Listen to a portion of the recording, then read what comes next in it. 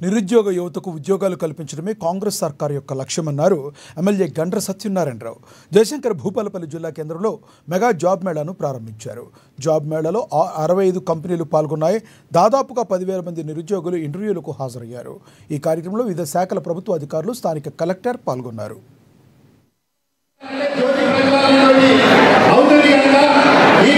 అందరి సహకారంతో, ప్రజాప్రతినిధుల సహకారంతో, సమిష్టి కృషితో ఈరోజు భూపాలపల్లిలో సుమారు 10,000 మందిని ఎన్రోల్ చేసి చదువుకొని 10వ తరగతి నుంచి పీజీ, పిహెచ్డి వరకు, ఐటీఐ నుంచి ఎంటెక్ వరకు వివిధ డిగ్రీ కోర్సులు చదివి ఉద్యోగాలు రాక, కంపెనీలతో ఇంటర్వ్యూ దొరకక అనేక అవస్థలు పడి చెడుల వార్త కలవాటై, డ్రగ్స్ కలవాటై ఈరోజు గంజాయి కానీ అదేవిధంగా ఇతర గుడికాలకు అలవాటై తల్లిదండ్రులు మా కొడుకులు ప్రయోజకులు కావాలని ఎన్నో ఆశలు పెట్టుకొని కూలీనాలు చేసి భూములు అమ్ముకొని చదివిస్తే ఉద్యోగాలు లేక ఏదైతే పెడదాన్న పడుతున్నటువంటి నిరుద్యోగ యువతకు ఈ ప్రభుత్వం రాగానే గ్రూప్ 1, 2, 3, 4 ఉద్యోగాలు, అదేవిధంగా టీటీసీ, బీఈడీ చదివినటువంటి వారికి